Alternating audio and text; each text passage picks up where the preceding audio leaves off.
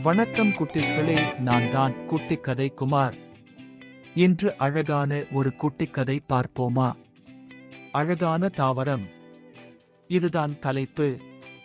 ஒரு சிறிய தாவரம் பூமியில் வாழ்ந்து கொண்டிருந்தது. அது தன்னுடைய பசும்புல், பூக்கள் மற்றும் காய்கறிகள் பற்றி பெருமைப்பட்டு கொண்டு இருந்தது. ஆனால் ஒரு நாள் காற்று பலம் வந்து அதன் மீது ஓர் குளிர்ந்த மழையை பொழிந்தது. தாவரம் தன் சிறிய குரலை உயர்த்தி, இந்த மழை எனக்கு எப்படி உதவும் என்று கேட்டது.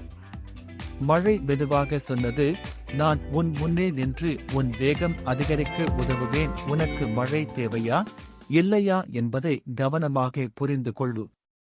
தாவரம் அதன் பயனை உணர்ந்தது.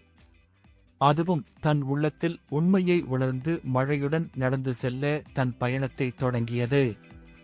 குட்டீஸ்களே, நல்ல நல்ல கதைகளை படித்து கேட்டு நல்ல பிள்ளைகளாய் வாழ்வோம். நன்றி.